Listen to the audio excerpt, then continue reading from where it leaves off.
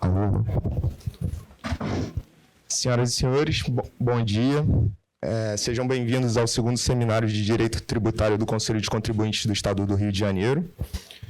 Um encontro dedicado ao debate qualificado sobre os desafios da reforma tributária e do contencioso administrativo tributário, reunindo as mais expressivas autoridades, juristas e especialistas do Estado do Rio de Janeiro.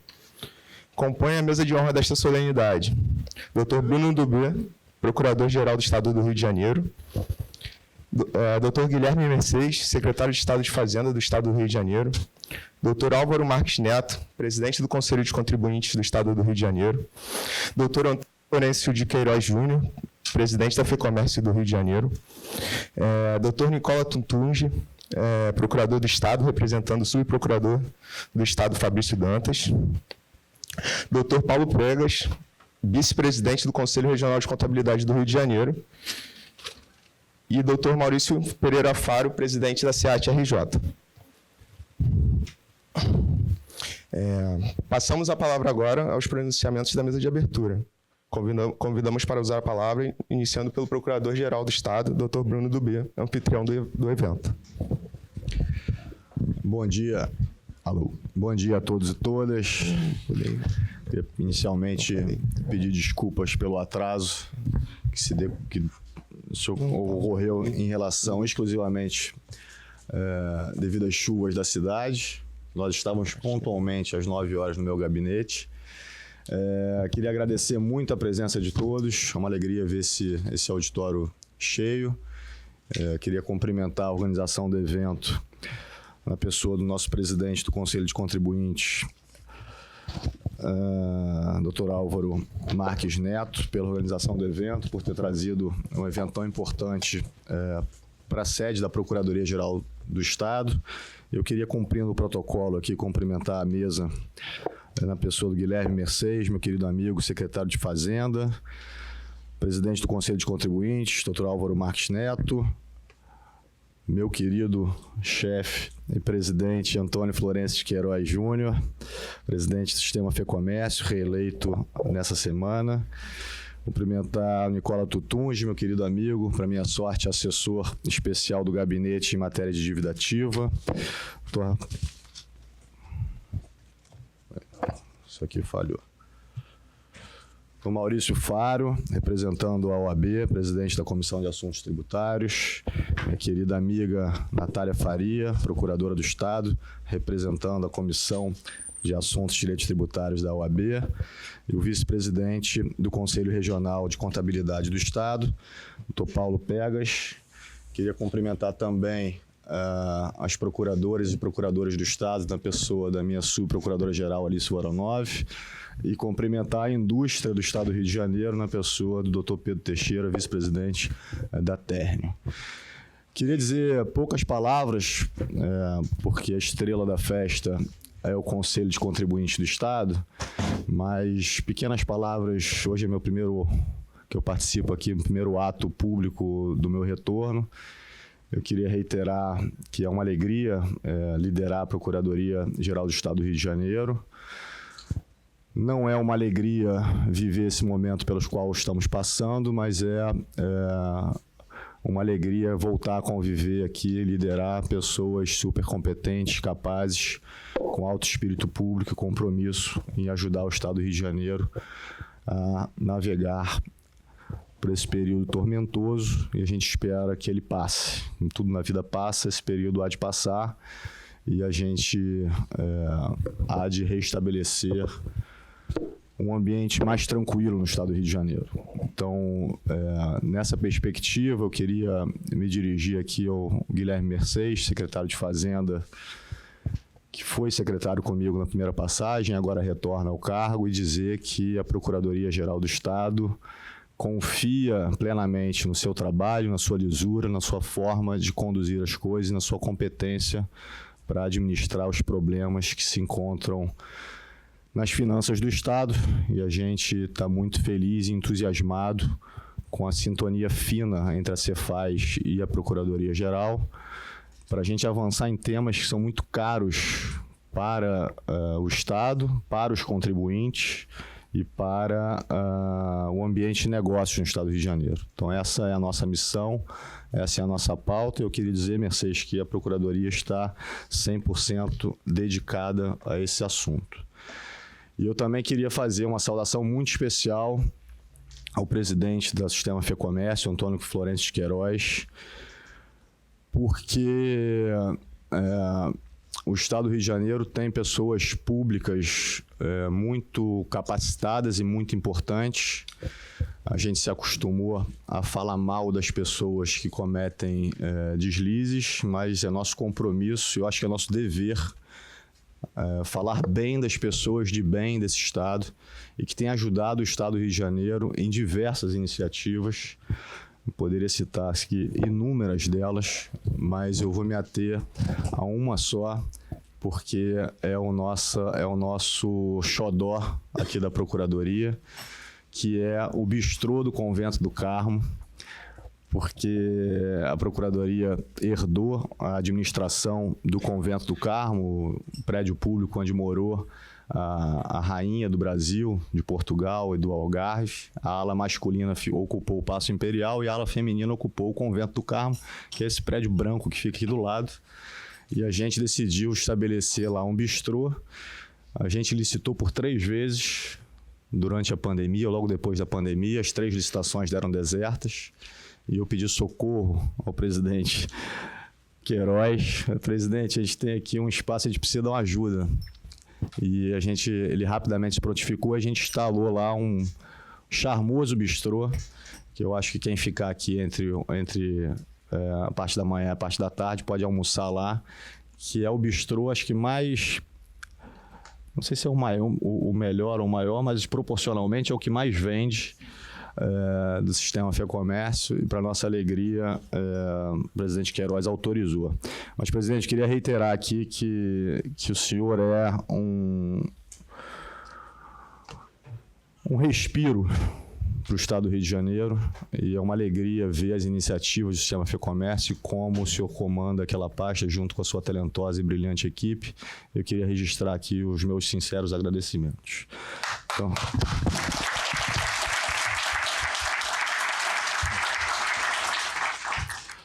Convidamos agora o doutor Guilherme Mercedes, secretário de Fazenda.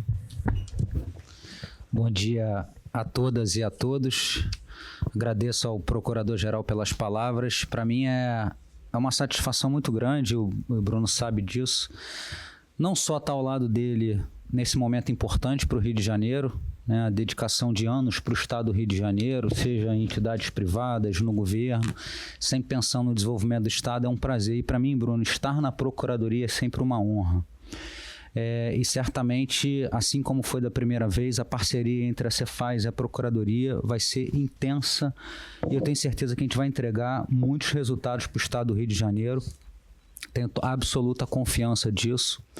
Então, podem contar sempre com a disposição e a interação com a Secretaria de Fazenda.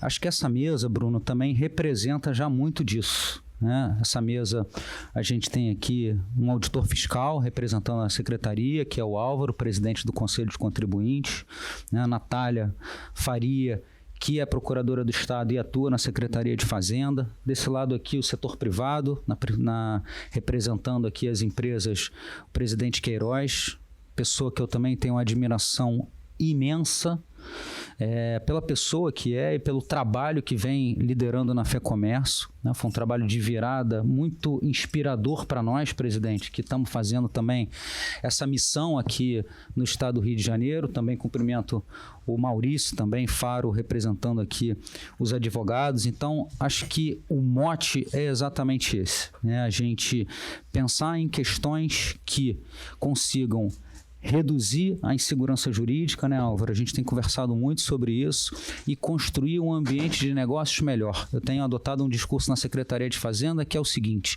nós temos que ser implacáveis com os maus contribuintes, contra as fraudes fiscais, fiscalizações organizadas. A gente tem que ser, não pode dar brecha para os maus contribuintes. Mas, acima de tudo, Bruno, a gente tem um compromisso aqui, e eu tenho falado muito isso com a área de fiscalização, com os bons contribuintes. contribuintes.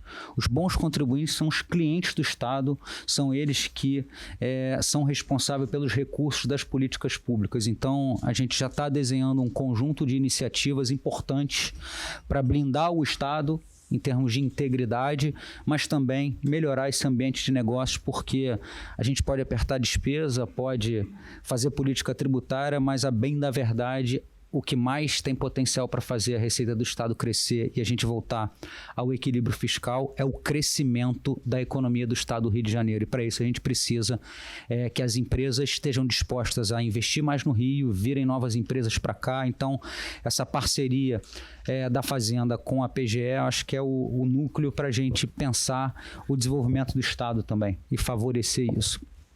E para finalizar, eu acho que esse seminário é muito importante, Bruno, porque eu acho que a gente está no meio de uma grande virada, né? O Álvaro comanda o Conselho de Contribuintes e a gente tem 2 desafios aqui. O primeiro grande desafio, discutir e sanar todo o contencioso que está na pauta desse já antigo sistema tributário nacional. Então, a gente tem um amplo trabalho aí, eu tenho conversado muito com o Bruno, como é que a gente consegue, por exemplo, em várias pautas do Conselho de Contribuintes, as teses já estão consolidadas.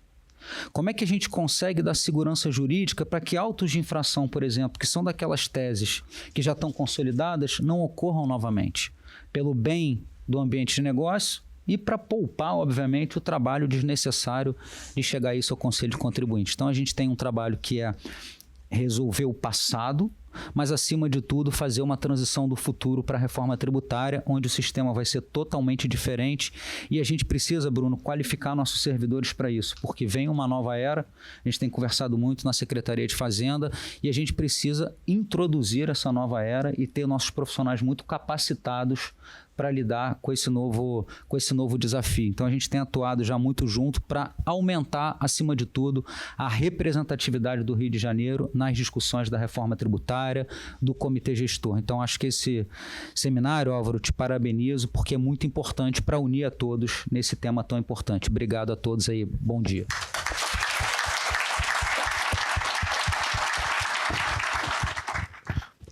Convidamos agora o Dr. Álvaro Marques Neto, presidente do Conselho de Contribuintes.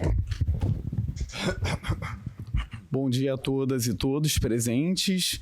É uma grande satisfação iniciar essa segunda edição do Seminário de Direito Tributário do Conselho de Contribuintes do Estado do Rio de Janeiro, que já se consolida como um dos maiores eventos jurídico-tributários do Estado. E espero que esses 2 dias de evento tragam bastantes reflexões, troca de ideias, diálogo, porque são nesses espaços que a reforma tributária, como bem pontuado pelo secretário de Fazenda, Guilherme Messias, ela vai se desenhando. Porque a reforma tributária está em constante andamento e assim continuará ao longo de toda a transição. E nesse espaço de reflexões, muitas ideias são levadas a quem de direito, a parlamento nacional, estadual, e de modo a trazer um desenho institucional que melhor se adeque aos objetivos da reforma tributária. Gostaria também, antes de qualquer coisa, agradecer primeiramente, o governador do estado, Ricardo Couto, ele não pôde estar presente, mas ele colocou a própria estrutura do TJ disponível até para esse seminário, na presença da desembargadora Flávia Romano, querida amiga aqui presente, como representante do TJ, daqui a pouco irá palestrar. Agradeço o Tribunal de Justiça do Estado, agradeço o secretário de Estado de Fazenda, Guilherme Messias, por todo o apoio na condução, nessa etapa. As últimas semanas foram corridas para concretizar, trazemos palestrantes do Brasil inteiro, de relevo, para que o nível dos debates seja o melhor possível. Agradeço o Procurador-Geral do Estado, Dr. Guilherme Dubê, por... Perdão, que o Guilherme Messias misturando. Uma mistura. Dois bons misturando Guilherme Dubê, Guilherme, Dr. Bruno Dubê, que retornando a esse assento muito importante e, como bem pontuado pelo secretário Guilherme Messias, a interação da Procuradoria-Geral do Estado com, notadamente, a Secretaria de Fazenda é fundamental, essa interação permanente, porque, de um lado, temos todo o apoio jurídico e institucional que faz com que a Fazenda conduza seus trabalhos da melhor forma e com esse amparo jurídico que é essencial para o Estado do Rio de Janeiro. E nós temos uma procuradoria de excelência que se destaca a nível nacional. Se não, a que mais se destaca. Não tenho dúvida disso, não é por estar ao lado aqui do nosso Procurador-Geral do Estado, Bruno Dobê, mas não tenho dúvidas de que é uma das que mais se destacam no Brasil. E a Secretaria de Fazenda estando nas mãos de uma pessoa tão técnica, de elevado nível, grau, de competência, não tenho dúvidas também que a partir de agora vamos ter uma condução e as finanças do Estado, a receita do Estado não poderia estar em melhores mãos nesse momento pelo qual o Rio de Janeiro passa.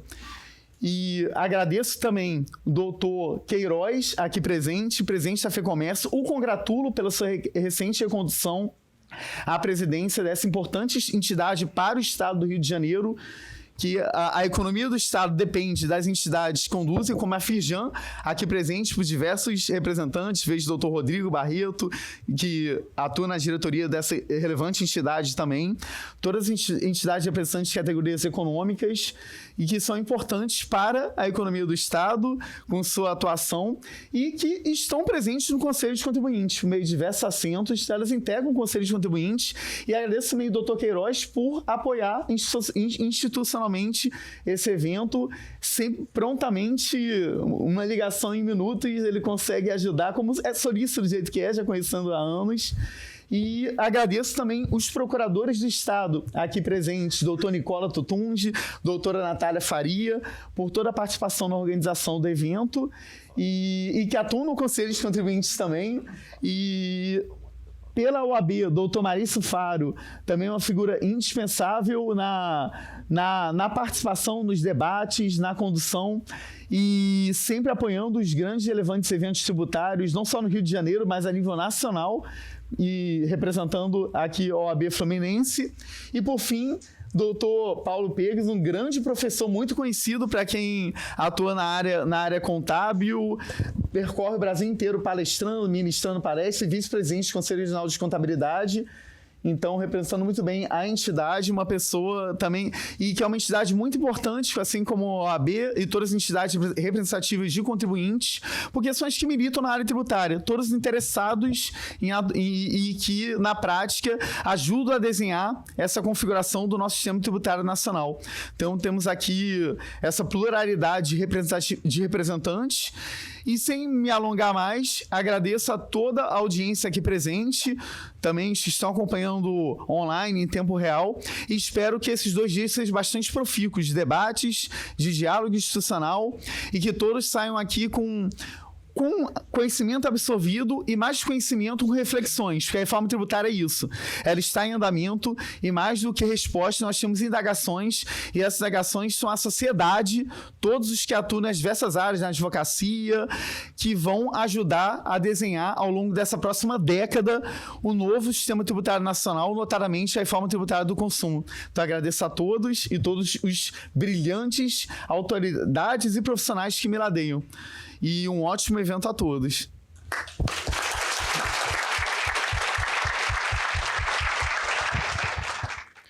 Convidamos agora o doutor Antônio Florencio de Queiroz Júnior, presidente da FEComércio. Muito obrigado. Bom dia a todas e a todos. Primeiro, eu gostaria de cumprimentar aqui o nosso procurador-geral, Bruno Dobê, um amigo, um parceiro, pelo qual nós temos uma grande admiração. Quando ele fala do nosso bistrô, na verdade, quando ele ligou, ele nos deu um presente, né? Porque é um orgulho muito grande poder demonstrar um pouco do nosso trabalho de capacitação de mão de obra através dos nossos alunos que fazem parte lá do serviço do bistrô, e um lugar absolutamente apaixonante, e onde, inclusive, desenvolvemos, né, doutor Bruno, a parte cultural, temos exposições, enfim, várias vale a visita, né? E eu garanto a vocês que a comida é muito boa, vale a pena, viu? e agradeço as suas palavras, queria agradecer o Guilherme, o Dr. Guilherme Mercedes, também um amigo que nós já discutimos há muito tempo. O Guilherme sempre foi uma pessoa, também como o Dr. Bruno, muito ligado ao setor produtivo, conhecendo as nossas dores, né? Guilherme trabalhou conosco, trabalhou na Firjan, né? Tem uma visão muito ampla do que nós vivemos no dia a dia e isso nos facilita bastante. Doutor Álvaro, muito obrigado pela oportunidade de poder estar aqui nessa casa que, pela minha ótica, né, e acredito que de todos, ela materializa a maturidade que existe hoje entre setor público e setor privado.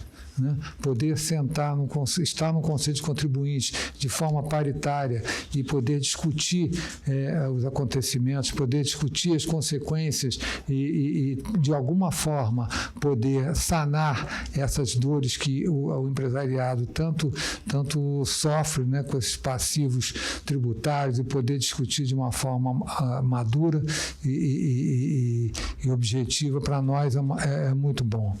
E a grande consequência, que talvez alguns não enxerguem ou não valorizem muito, a grande consequência do setor produtivo é você trazer uma concorrência leal. Porque a pior concorrência que existe é quando você está andando dentro das regras, dentro dos ditames, e você tem concorrentes que assim não fazem. Né? Então, cada vez que o Conselho de Contribuintes estabelece no seu julgamento as consequências de quem não está cumprindo as regras de uma forma correta, traz para o mercado um efeito excelente, porque todos nós vamos concorrer de uma forma em que será usada apenas a sua competência e não os seus atalhos para conseguir que faça com que você tenha uma situação desigual em relação ao mercado. Gostaria de cumprimentar a doutora Natália Faria e cumprimento todas as mulheres aqui presentes, né, e dizer que a FEComércio ela procura sempre levar para o mercado do comércio essa visão, a visão de uma atuação justa, uma atuação ética e podendo, sim, fazer com que o mercado se purifique, que esse mercado se filtre, ele fique igual para todos e não com desigualdade. Queria saudar aqui a Firjan, que é uma grande parceira, que estamos juntos nessa luta do dia a dia, de estabelecer as coisas e nos colocamos à disposição. Se falou em capacitação, nos colocamos à disposição através das nossas entidades, das nossas estruturas, para poder também transmitir essa capacitação aos profissionais que estão no mercado e que, sem dúvida, precisarão muito dela para poder fazer cumprir os ditames agora da reforma tributária. Então, queria agradecer muito essa oportunidade e cumprimentar também os demais conselheiros que estão aqui presentes. Vejo aqui Caetano, Duarte, entre outros, que estão aqui presentes pelo trabalho brilhante que fazem. A FEComércio está à disposição de todos e o nosso papel é fazer cada vez mais com que esse amor pelo nosso Estado e pela nossa cidade cresça e nos encha de orgulho por tudo que nós representamos para o Brasil. Muito obrigado.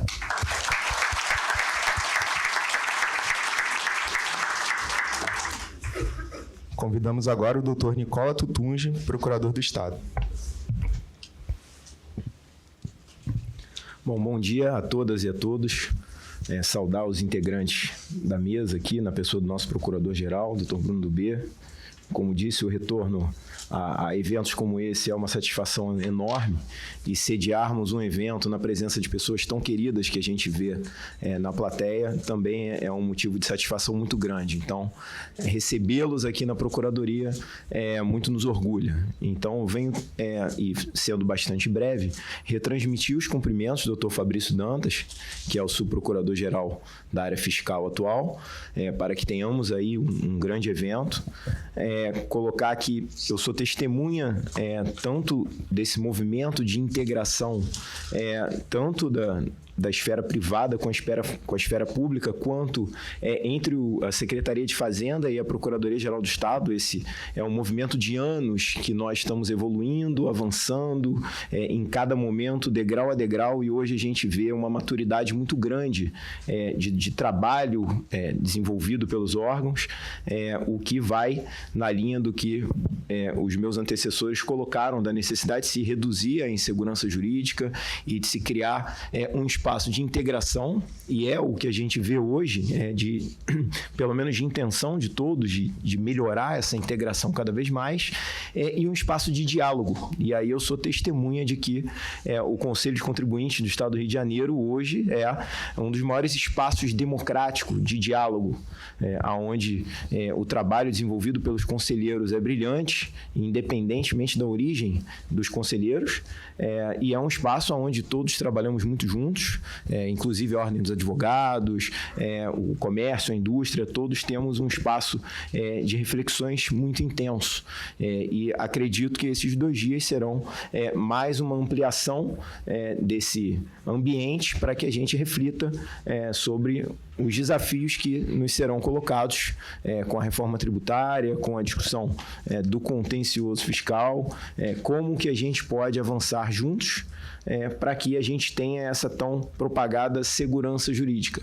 Ao meu ver, e em todos os eventos em que tenho oportunidade de me manifestar, entendo que isso passa por um incremento de todos os partícipes na submissão aos precedentes. Então, a gente vem evoluindo cada vez mais a um sistema de precedentes. O Código de Processo Civil trouxe isso, e agora a reforma tributária também, no âmbito do contencioso fiscal, ela estabelece ali, pelo menos o objetivo de se curvar aos precedentes. Então, me parece que a gente racionalizar o trabalho e dentro desse ambiente de discussões, a gente buscar cumprir aquilo que a gente se propõe, uma vez esgotadas as discussões, e aí todos os partícipes trabalhando para isso, a gente consegue estabilizar o sistema jurídico. E estabilizando o sistema jurídico, a gente traz um ambiente mais propício tanto aos negócios quanto à satisfação do contribuinte com a sua relação com o Estado. Então, sem mais delongas, eu cumprimento mais uma vez a todos, desejo sucesso à organização do evento e a todos os que vão expor aqui as suas ideias. Muito obrigado.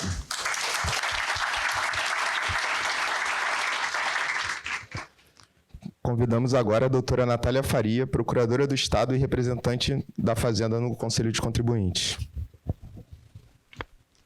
Bom dia a todos.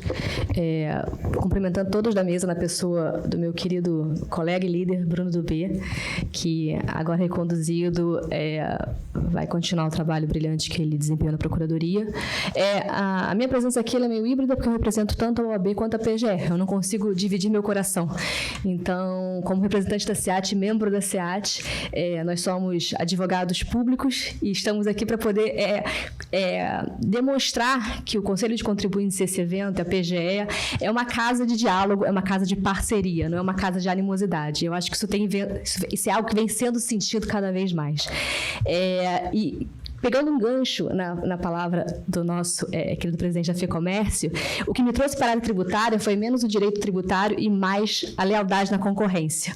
Eu venho de uma família de pequenos comerciantes e eu não entendia aquela dificuldade, e foi isso que me trouxe para o direito tributário, a justiça e a defesa da concorrência. E eu acho que esse evento em especial é onde isso fica mais demonstrado, diante da diversidade de pessoas que estão aqui unidas para poder discutir um ambiente melhor de negócios.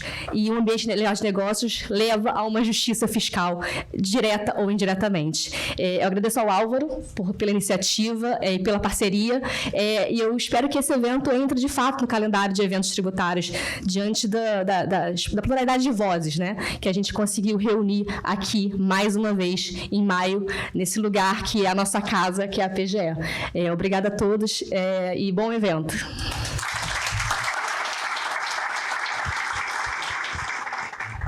Convidamos agora o Dr. Paulo Pegas, vice-presidente do CRC do Rio de Janeiro. Opa, bom dia.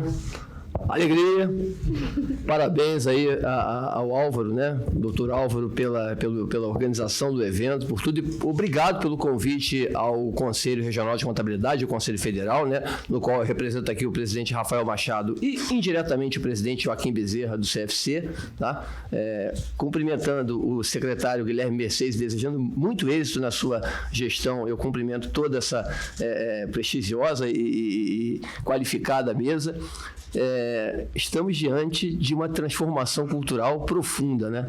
A reforma tributária, ela não vai deixar pedra sobre pedra. Eu costumo sempre dizer o seguinte: é o momento oportuno da gente tentar desembaralhar aquele embaralhamento que foi feito no Brasil entre tributação de renda e consumo, né? 92 anos de história de cultura, desde o IVC, cobrado a partir de 1935 e até hoje, né, até 2026, quando nós concluiremos o modelo atual. Lógico que o ICMS e o ISS perdurarão por mais tempo.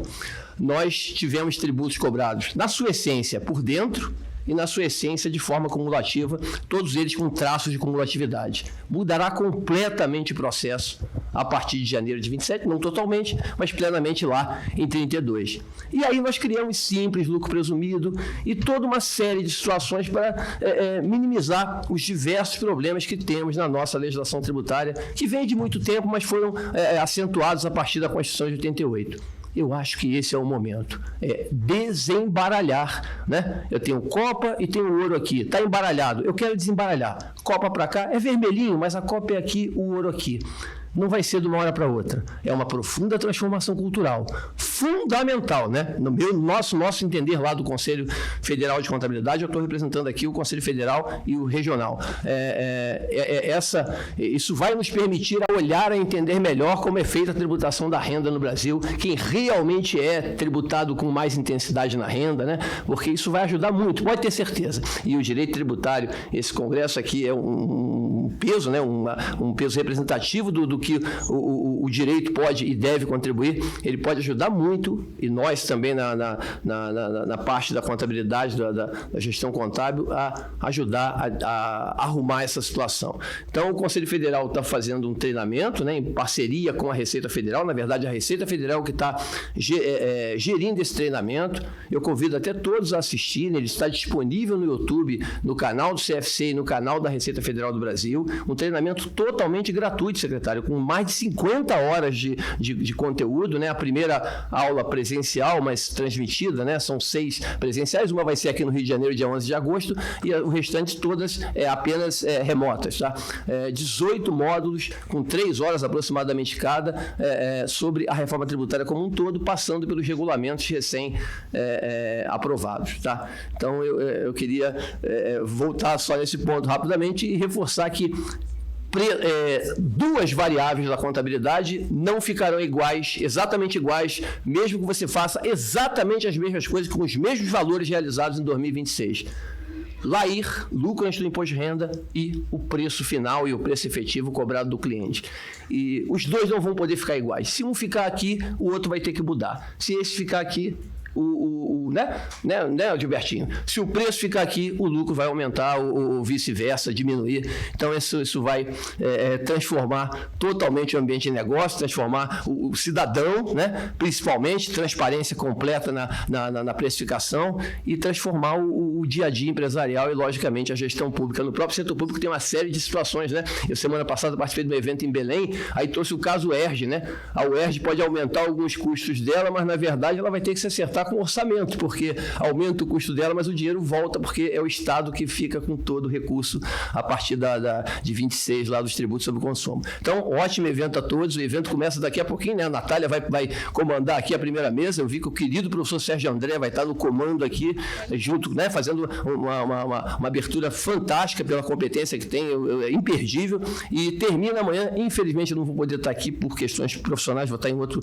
lugar, mas o doutor Leandro Pause, né? Meu amigo doutor Leandro Pause, com o qual qual eu tive o prazer de escrever um artigo que está na revista da ABDF há 3 anos sobre a tributação da renda no Brasil de 96 a 22. Convido a procurar lá o artigo, que é muito interessante, um artigo em parceria que a gente fez com 30 e tantas páginas, contextualizando os problemas da renda no Brasil e sugestões para uma reforma tributária plena sobre ela, concluindo, fechando o evento. Tá? Obrigado, um ótimo evento a todos. Agradeço mais uma vez ao doutor Álvaro pelo convite, tá? E pelo brilhante trabalho que faz à frente do Conselho de Contribuintes do Estado do Rio de Janeiro. Um abraço. Valeu.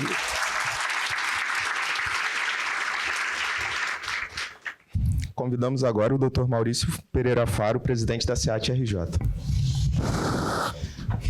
Bom dia a todos e todas. Cumprimento a mesa na pessoa do meu querido amigo Bruno do B. Cumprimento os presentes nas pessoas das admiráveis doutora Vera Quirdeco e Flávia Rezende.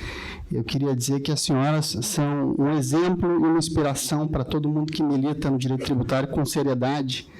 E isso, a presença de vocês aqui nos deixa muito felizes.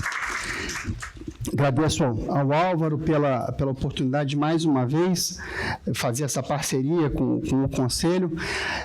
Eu digo sempre que a advocacia é uma só, e eu nunca sinto tanto isso quando eu estou aqui na PGE, a casa do nosso queridíssimo professor Ricardo Lobo Torres, a doutora Silvia está aqui presente. Eu acho que o diálogo tem que ser nossa ferramenta. E eu queria dizer ao doutor Guilherme, ao doutor Bruno, ao doutor Florencio, que a advocacia de verdade, a advocacia que luta, ela está alinhada com os senhores quando a gente fala que a gente não pode permitir que a tributação, que o não pagamento de tributo, seja um instrumento que impulsiona o empresário contribuinte irregular. A advocacia não quer isso. Então, eu acho que essa capacidade de diálogo, essa abertura que a gente tem aqui na PGE, a grande vitória que a advocacia carioca teve, que inspirou vários outros estados, surgiu de uma reunião aqui, minha e do Bruno, né? Onde a gente aprovou, um dos primeiros estados a aprovar a contagem em dias úteis dos prazos de processo administrativo e a suspensão de prazo no recesso forense. Quem não valoriza isso é porque não advoga de verdade. Não sabe a luta que é no final do ano para o empresário levantar documento, para o profissional. Então, a gente no Rio de Janeiro, graças a Deus, já deu exemplo de onde o diálogo pode nos levar. Obviamente, a advocacia vai defender sempre ampla defesa do contraditório. O contribuinte tem direito de se defender, seja qualquer que seja a acusação. Mas a gente tem que separar o joio do trigo, porque senão o nosso Estado não vai crescer. Eu digo nosso, eu não sou carioca de nascimento, eu sou guaratinguetaense, mas eu sou carioca de coração. Então, eu não tenho plano B, gente. Eu não tenho plano B. Eu sei fazer contencioso em português, está entendendo, doutor Guilherme? Então, assim, ou eu advogo aqui, ou eu advogo aqui. Então, assim, a gente tem que trabalhar para dar certo. Acho que é o papel e a nossa responsabilidade perante as gerações que vem. E, por fim, eu queria fazer uma homenagem a dois dos maiores tributaristas do país. Professor Marco, eu fico muito emocionado de ver o senhor aceitando os nossos convites. O senhor é referência não somente para as gerações que vieram antes de mim, mas certamente para as gerações que vêm depois. E o nosso queridíssimo professor Sérgio André Rocha, que, apesar de ser mais novo que eu, não parece, a gente sabe, certamente continua deixando o Rio de Janeiro como um dos expoentes no direito tributário. O senhor é um exemplo para todos os estudantes, a seriedade com que o senhor enfrenta e aceita até os convites assim, mais impossíveis de cumprir. Eu acho que é um exemplo para todos os profissionais. Então, meus amigos e minhas amigas, eu quebrei completamente o protocolo, mas eu queria dizer, Bruno, conta com a gente sempre. Acho que a luta é nossa, né? A luta é de quem quer ver o Rio de Janeiro bem, de quem quer ver uma sociedade melhor e que tem filho para criar aqui. Então, a gente não pode abdicar de ser protagonista para não ter vida de coadjuvante. Muito obrigado a todos e todas.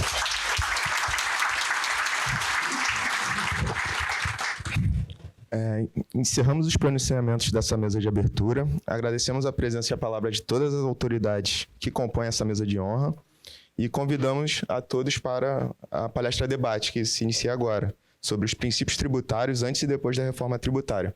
Muito obrigado. Pessoal, bom dia. Vamos...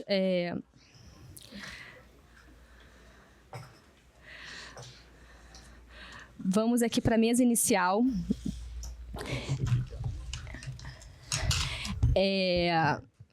Eu vou quebrar também o protocolo, então essa apresentação vai ser um pouco mais informal. Eu sou uma pessoa um pouco mais informal. Eu tenho a honra aqui de presidir a mesa com os professores Marco Aurélio Greco e Sérgio André. Eu estou aqui menos no papel de presidente e mais num papel de tiete, assim. Porque eles sabem, eu tenho tido aula com o professor Sérgio, com o professor Marco Aurélio Greco na pós-graduação da UERJ, e para mim é mais do que uma honra poder estar ao lado dessas duas pessoas, desses dois grandes nomes, dessas pessoas que eu admiro demais da conta. E eu acho que o tema dessa mesa inaugural, que são princípios, ele faz um link muito interessante até com o que o Paulo Pegas falou logo da fala dele de abertura, que essa reforma tributária não vai deixar pedra sobre pedra, que essa reforma tributária ela precisa de uma nova forma de pensar. E entender os novos princípios é fundamental para essa nova forma de pensar.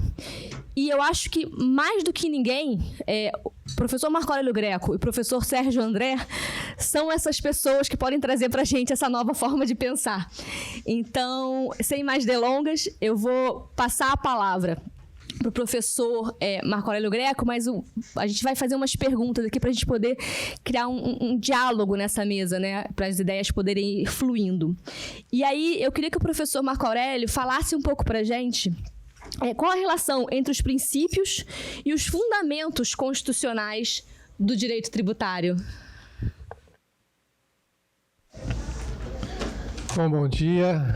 Quero inicialmente agradecer a oportunidade de estar aqui nesse evento do Conselho de Contribuintes, dizer que é uma grande honra para mim poder, de alguma forma, contribuir, estar ao lado da doutora Natália, prezada amiga, meu grande amigo Sérgio André, e ao lado de todos os colegas que aqui se encontram. Bom, Natália, vamos lá.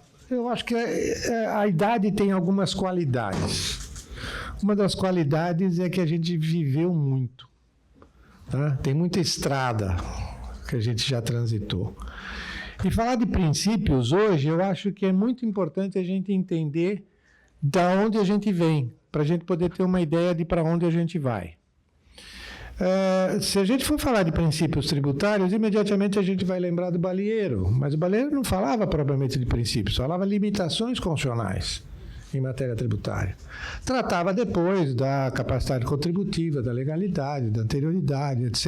E lá no meio ele dizia que os princípios eram de ciência das finanças que tinham sido incorporados no direito tributário. Essa visão, década de 50, ela passa por uma mudança, década de 60, final da década de 60, início da chamada, entre aspas, alguns chamam revolução, outros falam golpe, outros falam isso, enfim, não vou dar nomes, mas no período pós-64, onde há uma convivência de duas visões absolutamente distintas. A primeira visão era uma visão eminentemente do Estado, tá? A visão, vamos chamar assim, da autoridade. E, do outro lado, a visão do cidadão, tá? A visão do contribuinte. Nesse momento, em matéria teórica, o que acontece? Os princípios que estavam lá no Balieiro, eles passam a ser autonomizados, eles ganham vida própria. Mas por que eles ganham vida própria? Porque era uma necessidade de confrontar o poder existente. O que não tinha naquela época? Eu tinha um direito constitucional? Não tinha um direito constitucional. Eu tinha um direito constitucional ao lado de um direito institucional. Eu tinha a Constituição e os atos institucionais, que se colocavam ao lado e acima da própria Constituição. Ora, qual foi o contraponto que foi gerado pela doutrina? Aqui eu lembro do Geraldo Ataliba. O contraponto da doutrina foi, na medida em que eu tenho que dialogar com a autoridade, e eu tenho que raciocinar não em termos substanciais, não era possível discutir termos substanciais, falar em dignidade da pessoa humana, reforma agrária, distribuição de renda, etc., eram temas vedados, eram temas que eram colocados de lado, tá? Então, na medida em que eu não podia dialogar com a autoridade, falando em termos substanciais, eu tinha que usar termos formais. Eu lidava com o quê? Eu lidava com hierarquia. O meu interlocutor era um interlocutor que estava formado numa estrutura hierárquica. Então, eu usava o argumento, eu usava no diálogo o argumento da hierarquia. Assim como eu tenho hierarquia em determinada instituição, eu tenho hierarquia entre as regras. A lei vale mais que o decreto, a Constituição vale mais que a lei, mas e a Constituição? O que tem acima da Constituição? Aí, então, se constrói doutrinariamente a ideia de princípios que transcendem a própria Constituição. Por quê? Porque seria uma forma de eu poder controlar quem estava no exercício do poder. Tá? Então, isso ganha, então, a ideia de que há grandes princípios constitucionais. Legalidade, anterioridade, retroatividade, proibição de confisco, imunidades e assim por diante. Tá?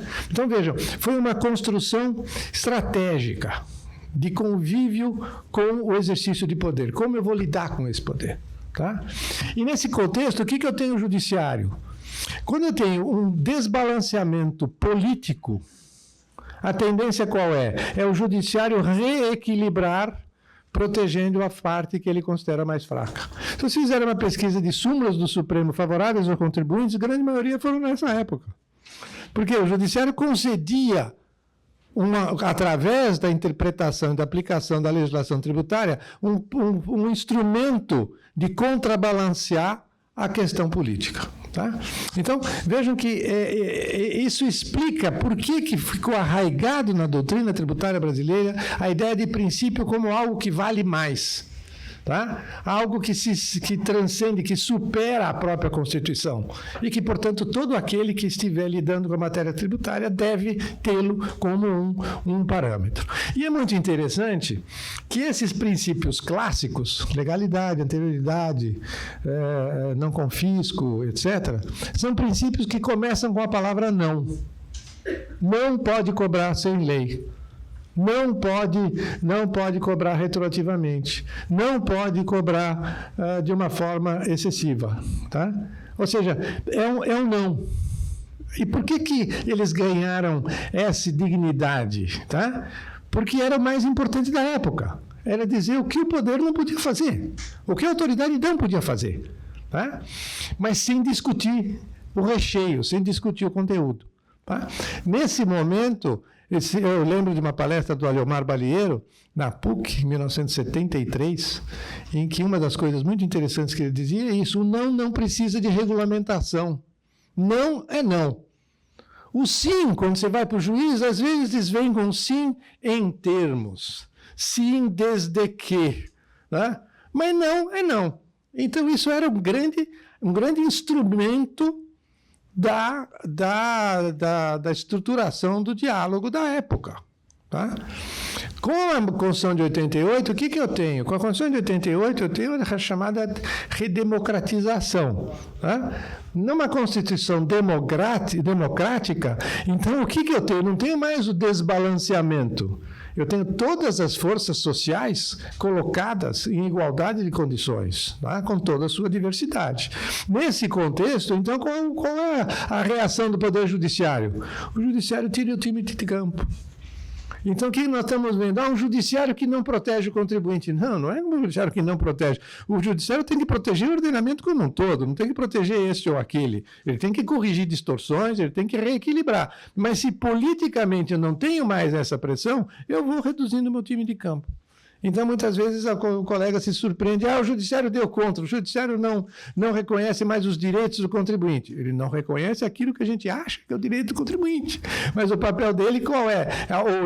Hoje é de ponderar todos os valores. Não apenas ponderar os valores de protetivos, mas também ponderar os valores modificadores da sociedade. Tá? Isso vai fazer com que, minha cara Natália, a gente terá grandes repercussões. Primeiro que se a gente disser hoje legalidade, irretroatividade, anterioridade são princípios constitucionais tributários, não. E fato taticamente, não são princípios constitucionais tributários. Basta abrir a Constituição e ler. na Constituição, eles não estão no capítulo dos princípios, eles abrem um capítulo das limitações. Eles abrem o capítulo do não. Mas o capítulo dos princípios vem antes. Capacidade contributiva, função estruturante da lei complementar, a repercussão da tributação com a concorrência e assim por diante. Tá?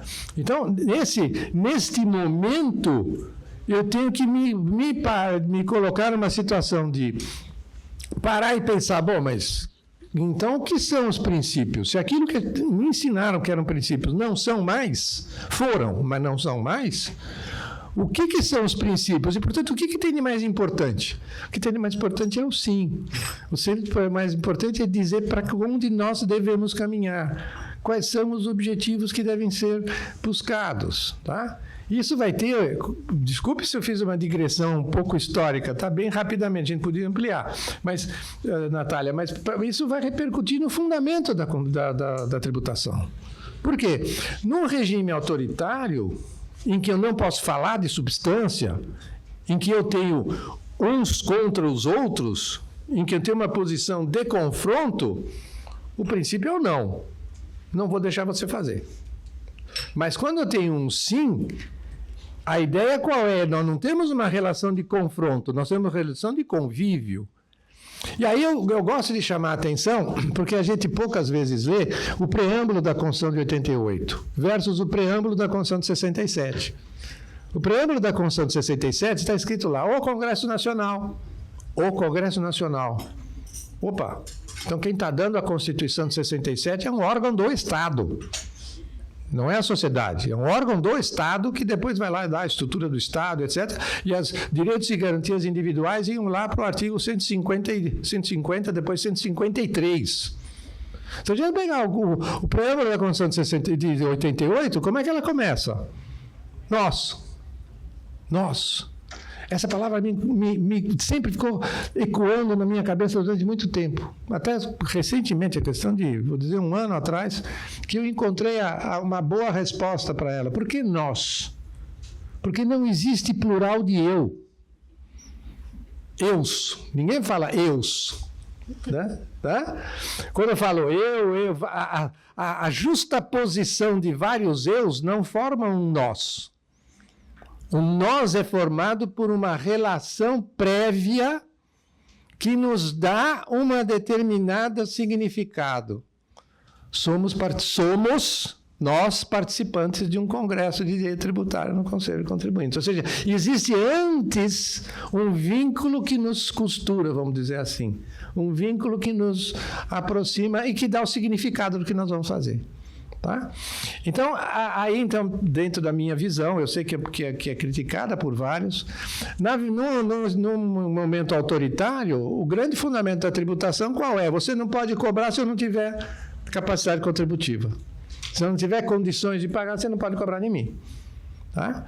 No regime democrático, o fundamento do nós não é mais ou ter capacidade contributiva, é estarmos juntos, é participarmos, é sermos parte, tá? De uma determinada sociedade. Então, o fundamento não é mais a capacidade contributiva. A capacidade contributiva é critério de rateio, é outra coisa, mas não fundamento da tributação. O fundamento da tributação, para mim, é a solidariedade. Solidariedade não no sentido de pessoas que estão numa mesma situação perante um outro. Não. Solidariedade no sentido de sermos parte. Nós somos pedaços de uma sociedade. A sociedade brasileira está retratada em cada um de nós e através de cada um de nós. Então, para mim, o fundamento da tributação hoje é a solidariedade social. Claro que vai dizer, bom, então você tem uma bandeira X ou Y. Não tenho bandeira política partidária nenhuma. Mesmo porque a solidariedade, como nenhum dos princípios, é valor absoluto. Depois nós vamos discutir, mas nenhum delas é valor absoluto. Tá? Tanto assim que a Constituição Federal, no artigo 3º, inciso 1, quando prevê os objetivos, quer dizer, para onde nós estamos caminhando, ela diz que é construir. Olha, construir significa que não está pronto. Uma sociedade livre, justa e solidária. Olha só o tripé. livre, liberdade de iniciativa, liberdade de organização, liberdade de desenvolver uma atividade profissional, liberdade, todas as liberdades de expressão, todas as liberdades. E solidariedade, sem esquecer que nós estamos no mesmo barco. Só compondo esses dois extremos é que nós vamos ter a justiça. A justiça é o ponto de equilíbrio entre uma sociedade livre e uma sociedade solidária. Aí que nós vamos ter uma sociedade justa. Natália, é mais ou menos isso. Não sei se você falei mais do que devia falar. Professor Sérgio. Professor, a palavra para o professor Sérgio, para ele comentar ou complementar, depois dessa aula do professor Marco, a relação dos princípios. Bom, agradecer aqui o presidente Álvaro pelo convite para estar aqui nessa manhã, né, nesse presente que foi essa mesa junto com a Natália, né, que é brilhante, né, uma dos expoentes lá do nosso programa de pós-graduação na UERJ, com muito orgulho. Né, e o Marco, né, meu amigo, meu mentor, é um prazer estar aqui dividindo mais uma vez um espaço acadêmico contigo. A gente não combinou muito além de, né, que perguntas a gente ia tentar responder, mas é interessante que o Marco ele encadeou a fala dele de uma maneira que permite que eu, de repente, siga, né, de onde ele parou. Né, a gente vem insistindo muito, né, que essa origem do direito tributário naquele período autoritário deixou marcas que a gente sente até hoje. Né? Eu acho que a doutrina tributária ela foi marcada de uma maneira que só agora a gente consegue de uma forma mais clara superar. Essa teoria, né, que o Marco descreveu, né, que surge ali na década de 60, 70, ela tem uma peculiaridade muito clara para mim, que é essa unidimensionalidade. Né, eu venho batendo muito nessa tecla de que é uma teoria unidimensional. Ela é uma teoria unidimensional porque ela basicamente tem um único valor, que é a segurança jurídica. Dentro da segurança jurídica, ela tem um único destinatário, que é o contribuinte. Então, é uma teoria contribuinte-cêntrica, né, e que reconhece na segurança do contribuinte o único valor de todo o sistema. É como se o sistema tributário, o direito tributário, ele tivesse como razão de existir ser um escudo de proteção do contribuinte contra o Estado. É essa forma de ver a tributação que marca a teoria tributária que se desenvolve nos anos 60, 70 e 80 e que segue, né, ainda hoje, em 2026, de alguma maneira, né, predominante.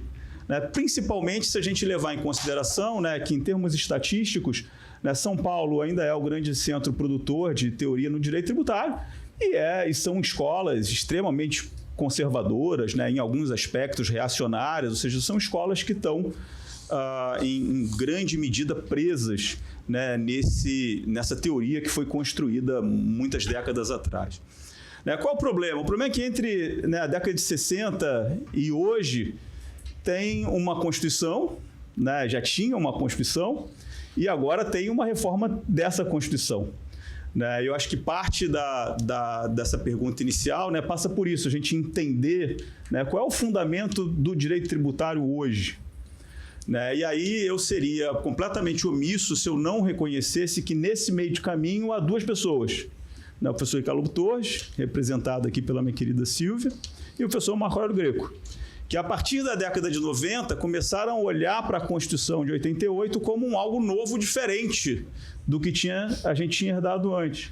Né, o Marco sempre chamou atenção para isso, né, o fato de que a Emenda Constitucional 18, em 65, né, ela fez questão de revogar explicitamente o artigo 202 da Constituição de 46, que era a capacidade contributiva.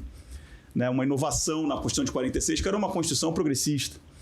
Né? Então, o sistema tributário da década de 60, sob o qual foi editado o CTN, era um sistema sem capacidade contributiva. Se a gente entender que a capacidade contributiva é o principal critério de justiça, era um sistema tributário que decidiu de forma explícita e expressa renegar a justiça como um valor relevante. E por isso que naquele contexto, talvez, essa ponderação de segurança, né, essa teoria unidimensional fizesse sentido. Claro. né? Porque realmente me apresentaram um sistema tributário onde a justiça não é um valor relevante, né? E eu tenho um confronto de seguranças, né? Uma segurança autoritária do Estado versus uma tentativa de segurança e proteção do contribuinte.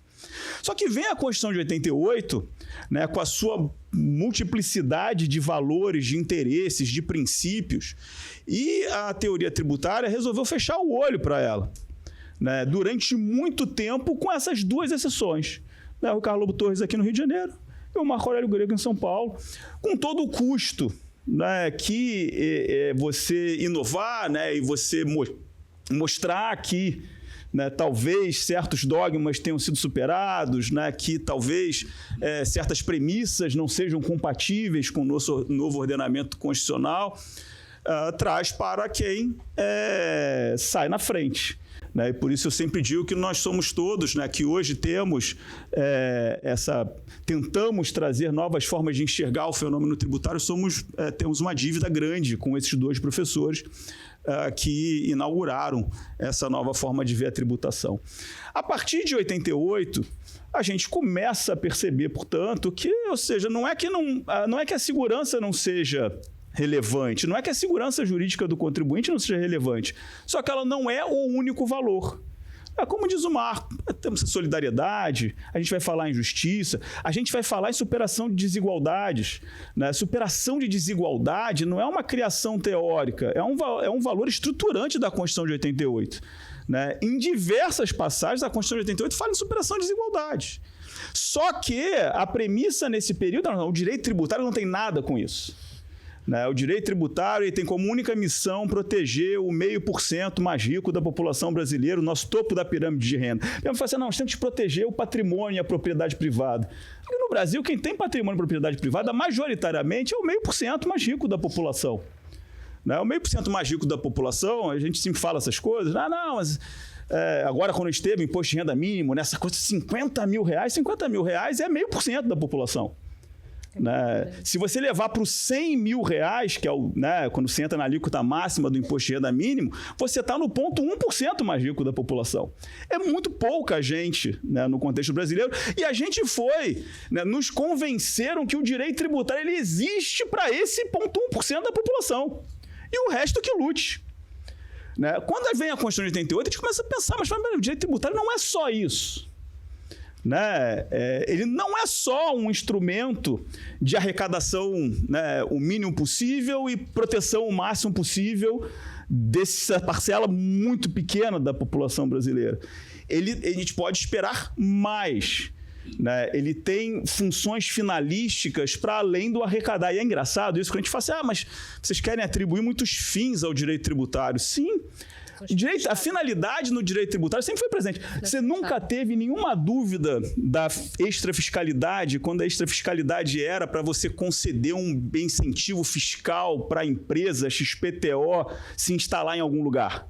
Agora, você fala num incentivo fiscal para alcançar paridade de gênero, vocês, comunistas do direito tributário, você fala em paridade de raça, né? Você fala em igualdade social, aí assim, manda esses tributaristas para a Venezuela, por que eles estão fazendo aqui? Mas o direito tributário nunca foi alheio à finalidade. É que quando a finalidade é econômica, é normal. É para isso que nós servimos, para dar incentivos econômicos ao detentor do capital. Agora, quando a finalidade é outra, quando a finalidade é a superação de desigualdade, para que isso? O que vocês estão querendo reinventar? Não, esse é o direito tributário que foi instaurado pela Constituição de 88, que reflete os valores da Constituição de 88. Mais uma vez, isso quer dizer que o contribuinte ele tem que ser abandonado? Não. Eu acabei de publicar um artigo, né, que eu intitulei Teoria Multidimensional da Justiça Tributária. Eu falo, a Justiça Tributária ela tem dimensões de defesa do contribuinte, agora ela tem outras dimensões. Né? Um sistema justo não é só um sistema de defesa. Né? Posso dar 2 palpites? Vamos lá. Como não? A Constituição do Império, ao prever o capítulo político, dos direitos políticos, estabelecia os eleitores e estabelecia categorias de eleitores em função do volume de renda de bens de raiz. Se você quisesse votar no seu ambiente, você tinha que ter rendas e bens de raiz de tanto. Se você queria votar no nível provincial, tinha que ter mais renda. E se quisesse votar no nível nacional, tinha que ter mais renda. Para fins políticos, de ser eleitor. Tá? E sendo eleitor, ser elegível. Então, a ideia do patrimônio está arraigada. Claro, estou contigo. Não vamos... claro que não pode abandonar a proteção ao patrimônio, mas ao lado de. E vou dar só que eu fico com coceira de falar. Recentemente, o Supremo Tribunal Federal julgou o caso da CID, da Contribuição de Intervenção do Domínio Econômico, CID Royalties. Foi muito criticado o julgamento porque a incidência não é tal ou qual. Parênteses. Eu, pessoalmente, divirjo do entendimento da incidência. Mas esse acórdão é de uma importância fundamental. Porque se fixou uma tese de que o dinheiro da contribuição está carimbado para a finalidade. Tem que gastar naquela finalidade. Olha, isso é aquilo que eu chamo de segurança da sociedade. A sociedade contribui, pagando uma contribuição, o mínimo que ela quer é que o dinheiro volte naquilo para qual foi criado. Se criou para aquela finalidade, que seja aplicado naquela finalidade. Tá? Então, isso para mim é um sinal dos tempos. O Supremo Tribunal Federal chegar e dizer o dinheiro da contribuição está carimbado para a finalidade que justificou a sua instituição é um passo enorme. Outro dia eu derrubei um copo, agora eu desmontei aqui uma xícara. Tá? Eu sou italiano. Também. Então, é um passo enorme. Ou seja, o destino da arrecadação, a vinculação a uma política pública. Tá? O direito tributário está vinculado a ser um instrumento das políticas públicas. Onde está o capítulo tributário? O capítulo tributário está do lado do orçamentário. Ou seja, um é um instrumento do outro. Oi, Renato. Meu amigo Renato Becha, desembargador federal em São Paulo. Ele está do lado do financeiro, ele é um instrumento. O tributário existe para gerar recursos para a implantação das políticas públicas. Quais políticas públicas? Aquelas de acordo com os objetivos, os valores, as funções que se espera de um Estado. Desculpa que eu te interrompi. Eu acho só curioso, o professor não consegue se conter, eu também não consigo me conter, né? A gente está acostumado com isso. Que o que me chamou a atenção na fala dos dois é que a gente tinha um sistema tributário que foi feito sob a égide de uma Constituição autoritária. A gente teve uma Constituição cidadã que trouxe o nós como primeiro vocábulo. Isso não foi observado, não foi atendido, ou seja, precisou de uma reforma tributária para botar princípios de políticas públicas e justiça tributária dentro do sistema tributário. E isso quase 30 anos depois, olha que loucura. Quer dizer, a efetividade, a força da efetividade das normas constitucionais em matéria tributária, ela teve um delay de 25 anos. Sim, lembro de novo do Aleomar Balieiro naquela palestra, em que ele dizia o seguinte: às vezes, quando a gente vai dizer o óbvio necessita de uma advertência prévia. Vou dizer o óbvio. Então, a palavra terceiro tem que ser transparente, simples, justo, etc. Tá? Mas, às vezes, é preciso falar. Bom, passando para a nossa próxima pergunta, e o que o senhor acha sobre as relações entre princípios implícitos e princípios explícitos, que é justamente isso que a gente estava falando, né? Existia um princípio de justiça, a Constituição, ela determinava uma justiça, ela determinava o óbvio, só que o óbvio foi cumprido e agora a gente tem o... Então, Sérgio, vai, agora você. Eu vou primeiro? Tá. Vai. Bom... Olha, esse tema dos novos princípios, eu confesso que é uma matéria que eu não consegui fechar na minha cabeça aí. Então, eu vou falar um monte de coisa aqui que pode ser muito bem que eu mude de opinião depois. Eu já mudei ao longo do tempo. Porque o que a gente está dizendo aqui, e se eu pegar do que eu estava falando antes, primeiro, acho que a gente tem que... É impossível você entender tributação hoje sem a percepção de que nós temos um sistema de princípios e valores multidimensionais.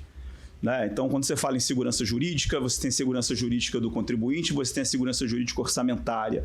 Ambas seguranças, né, são caras ao ordenamento jurídico. Então, quando o Supremo Tribunal Federal decide modular uma declaração de inconstitucionalidade, não é um absurdo, não é um rompimento.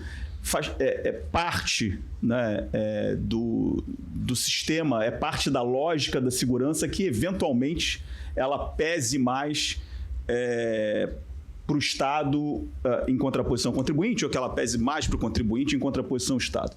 Então, a segurança jurídica, assim como a justiça, também é um princípio multidimensional. Talvez, a gente falou muito de Baleiro já aqui à mesa, né? Talvez essa cisão que foi feita do direito financeiro com o direito tributário, a perda absoluta de relevância do direito financeiro durante muitas décadas. O direito financeiro ele é resgatado, né, por razões, né, na verdade, exóticas, né, porque primeiro ele é resgatado no processo de impeachment da presidente Dilma, depois ele é resgatado nesse monte de desvio de emenda parlamentar e tudo que você faz, mas tem que entender porque tudo direito é financeiro.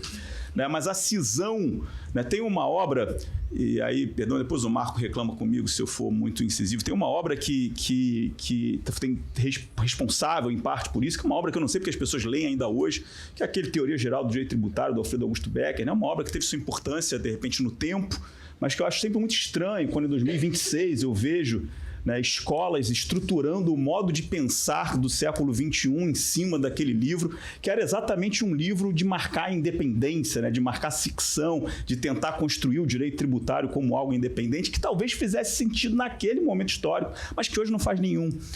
Então, eu acho que tem uma questão, e eu sempre falo que a gente é muito feliz aqui na UERJ por ser professor das duas coisas. Como eu sou professor de Direito financeiro e Direito Tributário, eu vejo a segurança jurídica como um todo.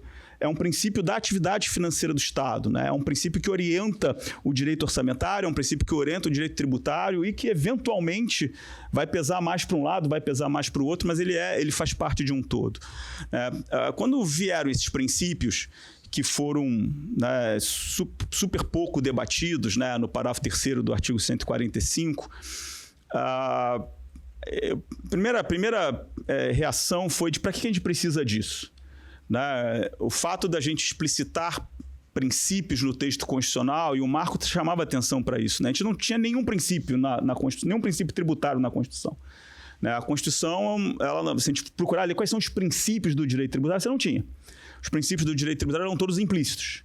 Você tinha limitações ao poder de tributar, então tem uma regra de legalidade, você tem uma regra de integralidade, você tem uma regra de retroatividade, são todas regras, não são princípios. Ou você tem um tributo que foi instituído majorado por lei e é uma exigência legítima, ou não foi instituído majorado por lei e é ilegítimo. Ou é anterior ao fato, é posterior ao fato gerador, e ali ou não é. Então, são regras, não são princípios. Fazer só uma correçãozinha, na Constituição de 67 não tinha retroatividade. Na Constituição de 67 você tinha o parágrafo 11 do artigo 153, que falava na anterioridade, tá? E na legalidade. Só. Você tinha a discriminação de competências e a imunidade no começo, no desenho do Estado, e lá no 153 você tinha a legalidade e a anterioridade. Só. O resto foi construído em retroatividade. E quando você pega obras desse período, né, uns anos atrás, eu estava escrevendo um artigo sobre legalidade, né, sobre origens da legalidade no Brasil, e a gente pega a produção da década de 60, 70, basicamente não falavam de legalidade. O Aliomar Baleiro, nas edições dele, né, do Limitações, ele tinha um capítulo de legalidade que era junto com anualidade e uma coisa de 3, 4 páginas. Não era um tema, né, como se tornou pós-Alberto Xavier. Eu tenho essa tese de que quem construiu a legalidade tributária no Brasil, da maneira como depois essa doutrina, sei lá, tradicional acolheu, foi o professor Alberto Xavier. Mas, ou seja, a gente tinha um sistema em que os nossos princípios eram todos implícitos. Então, da regra da legalidade, da regra da retroatividade, da regra da anterioridade, eu inferia da Constituição que existe um princípio de segurança jurídica. Do fato de haver regras de competência, ou seja, eu tinha diversos dispositivos na Constituição que deles eu construo um princípio de segurança jurídica. Mas ele é um princípio implícito. A transparência sempre foi um princípio do sistema tributário, um princípio implícito. Se a gente pensar equilíbrio orçamentário, é um princípio implícito. A gente tem diversos princípios que sempre orientaram a atividade financeira e sempre foram princípios implícitos. No curso da tramitação da PEC 45 vem esse dispositivo, né, listando princípios. A minha primeira reação, me escrevi sobre isso durante a tramitação, foi que a gente não precisa disso. Né, até porque a gente não precisa disso sem debater por que nós estamos incluindo isso. Porque o fato é que um sistema de princípios implícitos, ele dá muito mais margem para o intérprete ponderar esses valores multidimensionais que a gente estava falando antes. Se eu tenho uma constituição multidimensional em termos de valores e de princípios, se eles são implícitos, a cada situação concreta, a cada caso que chega no Supremo, a cada decisão sobre modulação, né, o julgador ele vai poder ponderar quais são, né, os fatos, os interesses, os valores, os princípios e chegar a uma determinada decisão. Então, um sistema de princípios implícitos, como era o nosso sistema antes, ele dá muito mais maleabilidade para o intérprete construir, né, o sistema. Quando a gente passa a ter um catálogo de princípios explícitos, né, como a gente passou a ter pós a Emenda Constitucional 132, a gente gera essa questão, né?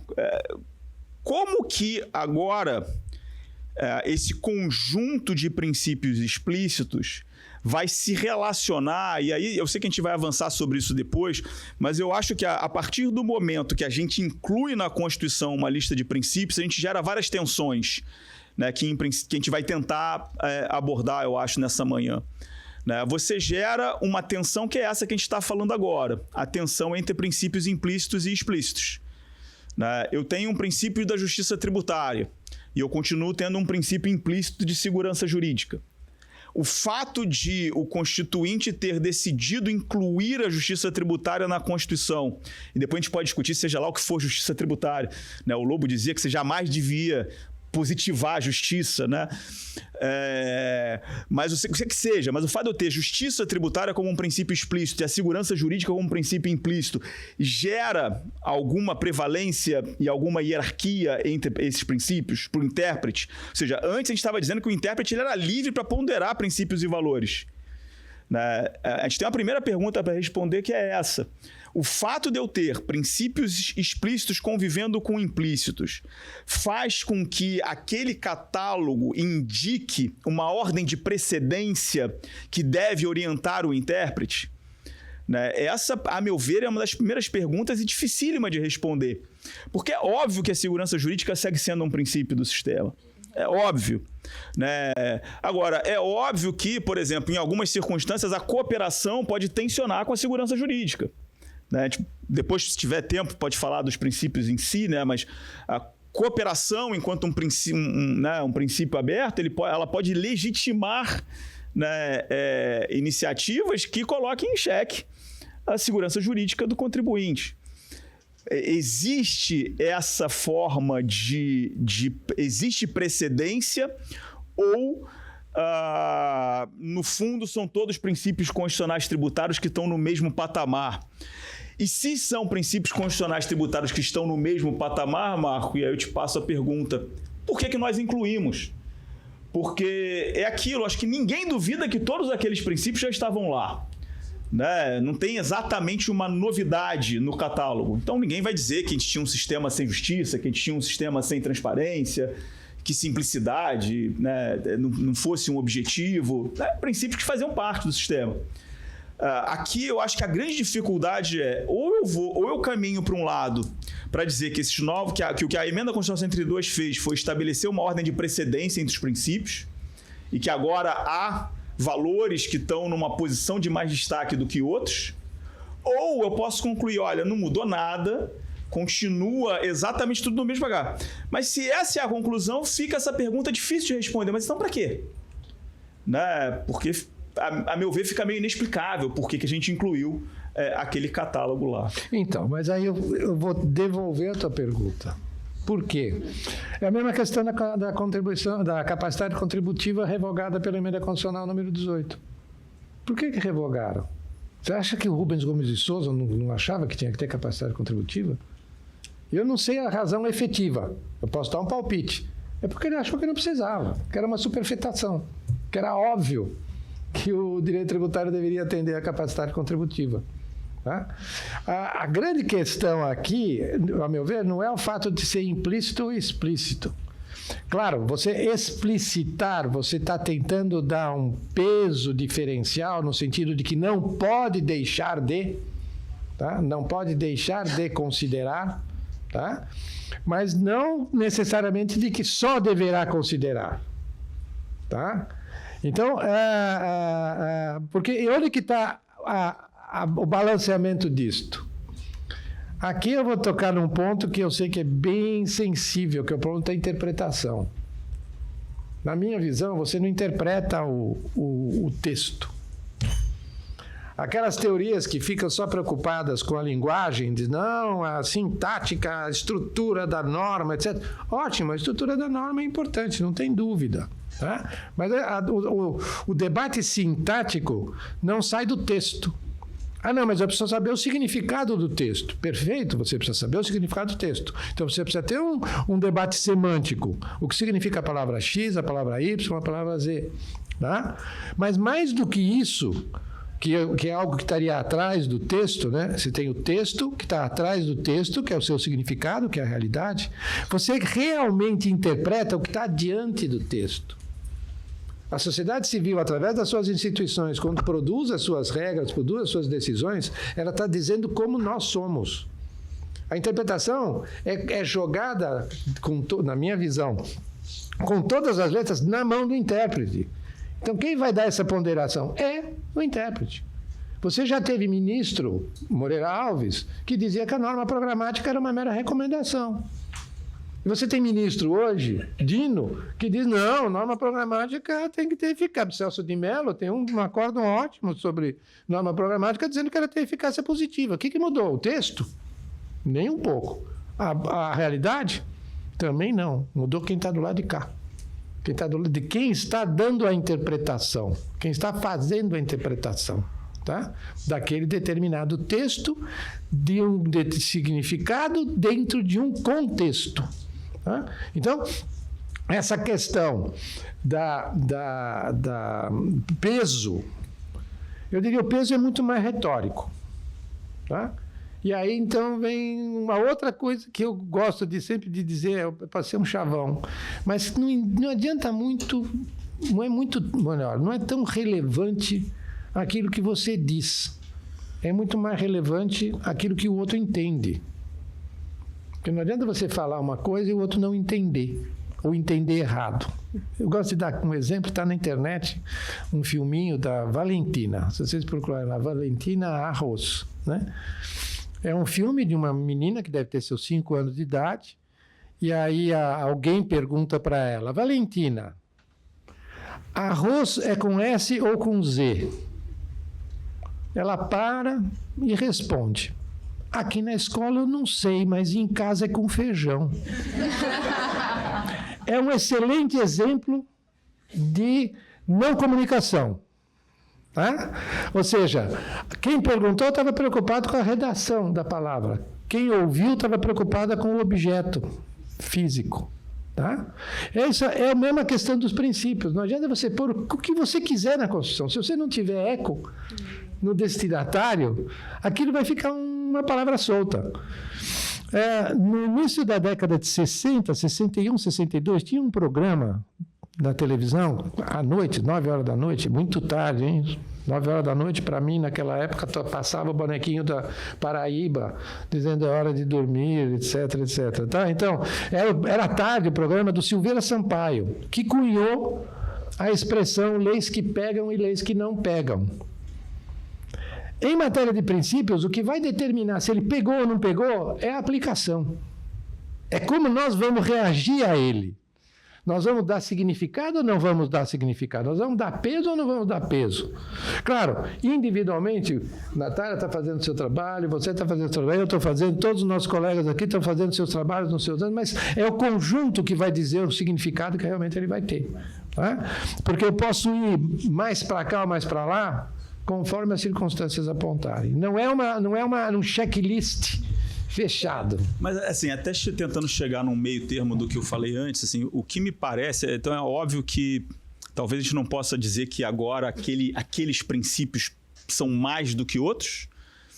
E eu também acho que dizer que nada mudou...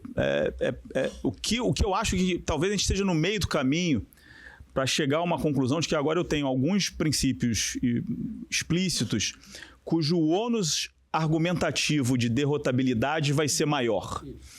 Né? Então, voltando até o que eu tentei falar antes, né? Se antes, num sistema de princípios implícitos pleno, eu tinha uma liberdade muito grande do intérprete de escolher, de ponderar e de fundamentar, né? Principalmente do órgão de aplicação, né? De fundamentar a decisão do jeito que quisesse. Né? Agora, se eu tiver uma situação de colisão clara, né, entre um princípio implícito e, por exemplo, o princípio da defesa do meio ambiente, né, que para mim é um dos mais evidentes, assim, que trazem uma carga nova, e por mais que o artigo 225 já trouxesse, né, a centralidade da defesa do meio ambiente, nós já recebemos um direito fundamental a um meio ambiente equilibrado. É difícil você não reconhecer que, você dizer que eu tenho um princípio tributário que deve ser observado de defesa do meio ambiente, muda alguma coisa nessa chave. Então, o que eu acho dentro desse cenário de hoje é isso. Aquele catálogo, ele vai trazer para o intérprete, para o julgador, né, um ônus argumentativo maior quando ele for superar um desses princípios explícitos com base num outro princípio implícito que a gente construa a partir da Constituição. Nota que coisa importante você falou. Porque quando se fala em princípio, sempre se discute eficácia. Recomendação, eficácia negativa, eficácia positiva. Tá? Que é uma visão mais, vamos dizer assim, mais estrutural da figura. Você não, você está colocando o ônus argumentativo. Você está colocando a retórica dentro da nossa conversa, você trazendo para dentro da nossa conversa a questão do diálogo, porque a argumentação é diálogo, porque ninguém fala sozinho, né? Certo? Ninguém argumenta sozinho. Às vezes eu argumento, mas enfim, mas isso é exceção. Mas você está trazendo para dentro uma dimensão que sempre foi colocada de lado. Fala, isso é sociologia, isso é política, isso é... Não, isso é direito. E uma outra coisa, Marco, desculpa, Natália, prometo que eu calo a boca agora.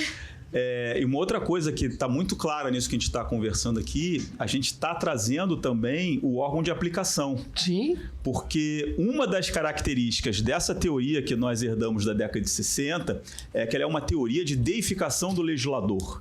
Daí esse negócio de legalidade estrita, tipicidade cerrada, esse monte de princípio com cheiro de naftalina que a gente fala até hoje, né, era uma ideia de que o legislador, ao redigir o texto, ele era capaz de enclausurar a realidade de uma maneira tão clara e determinada que o intérprete ele era, né, uma máquina, né, um ser inanimado que simplesmente pegava ali, descobria um sentido e aplicava num fato. Era tudo muito, né, uma visão muito simplista da realidade.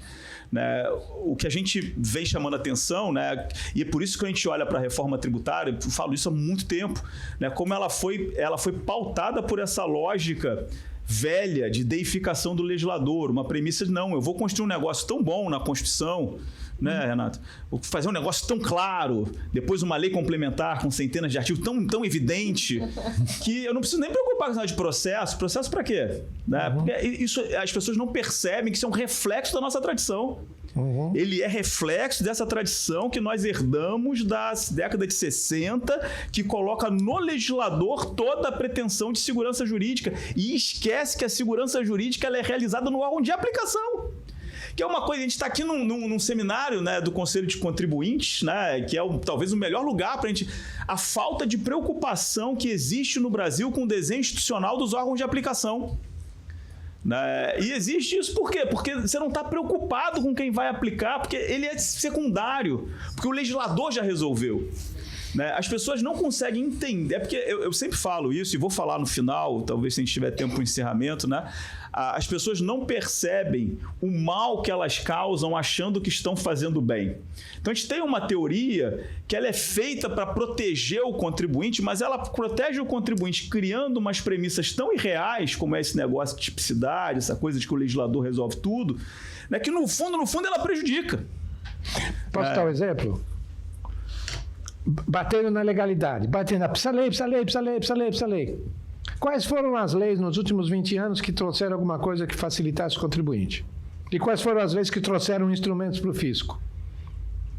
Eu tive mudança no CTN para mudar o conceito de fraude à execução. Eu tive mudança da legislação para criar o arrolamento. Eu tive a penhora online. Eu tive a cautelar fiscal. Tem lei.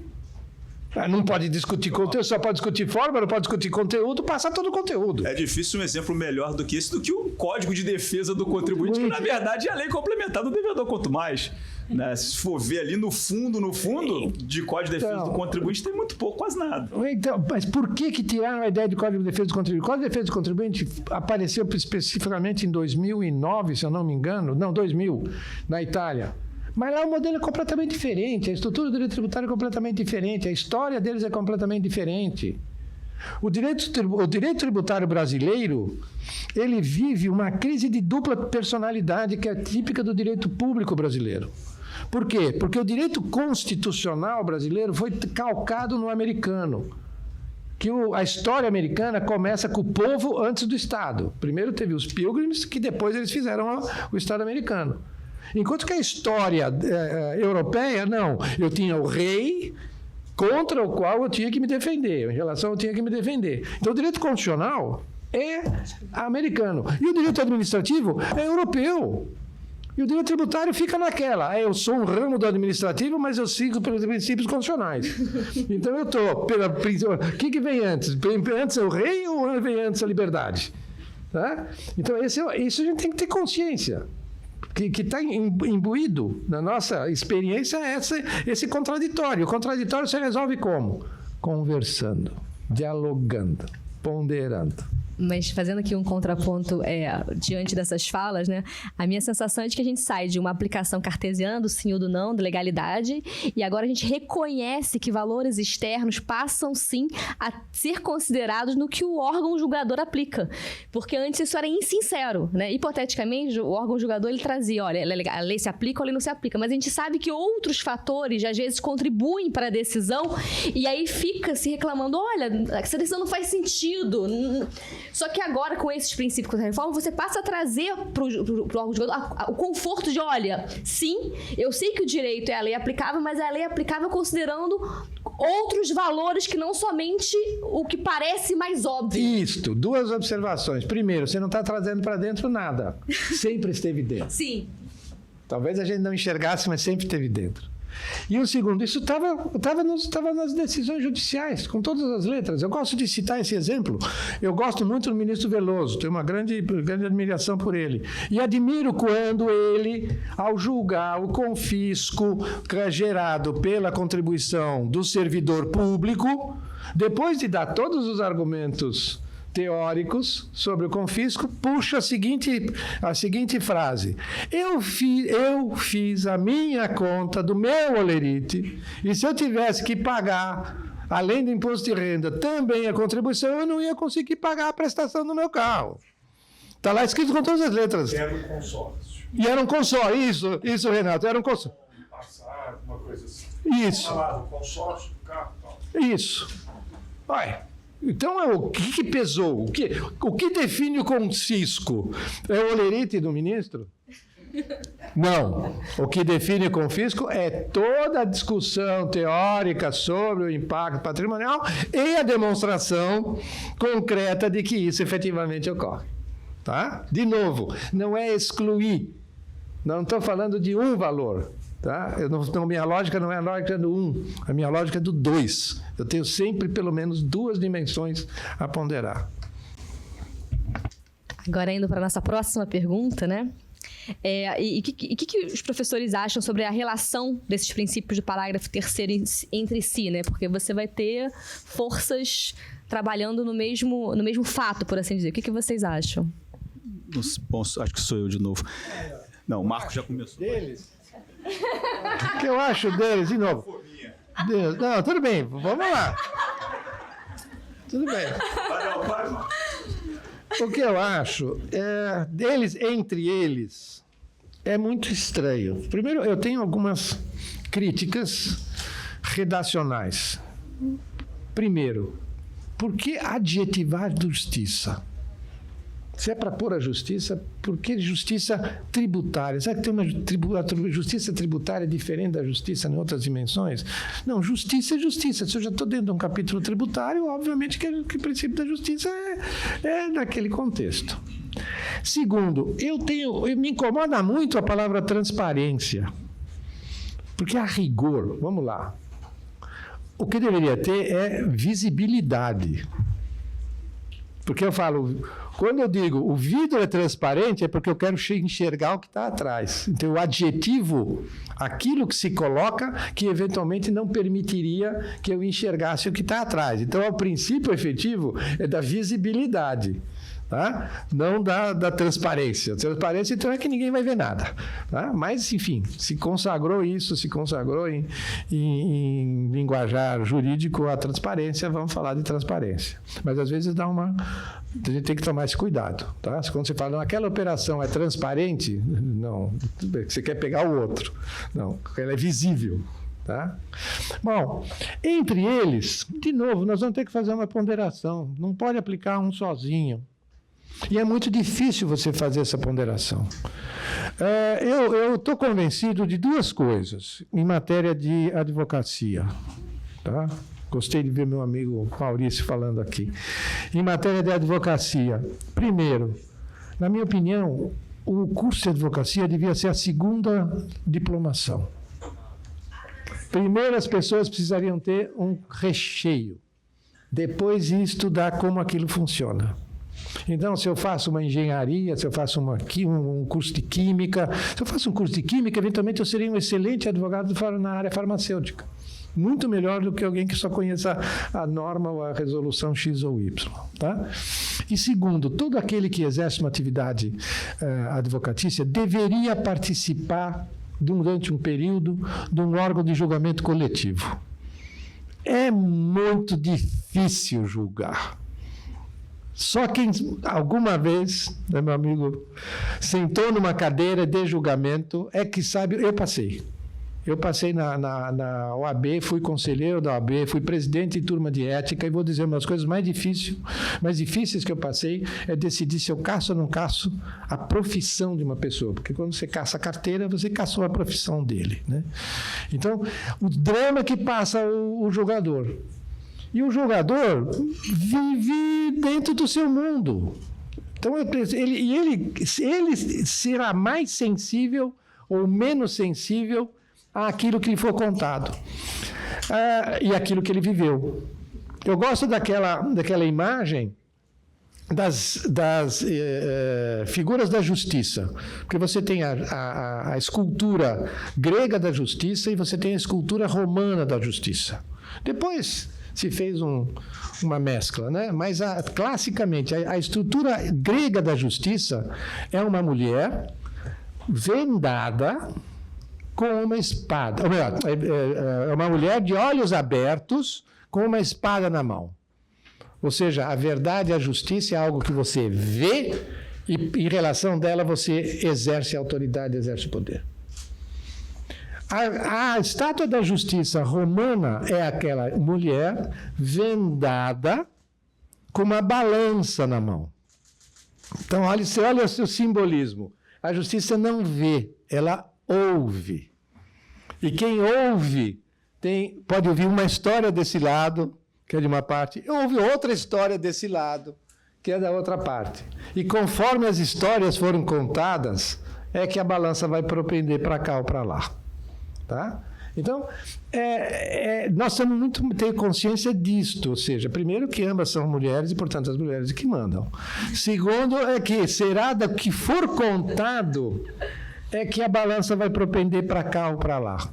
Mas não apenas do que for contado, do que for vivido pelo próprio julgador. Tá? Isso, se vocês quiserem, a gente pode dar exemplo do próprio julgador. Não, eu vivi isto. O Veloso pegou o seu próprio olerite. Tá? Então, a ponderação deles não será um checklist, nem será redutível a uma fórmula matemática. Tá? Isso pesa 2, isso pesa 1. Não. Neste caso, a relevância maior é para esse, a relevância menor é para aquele outro.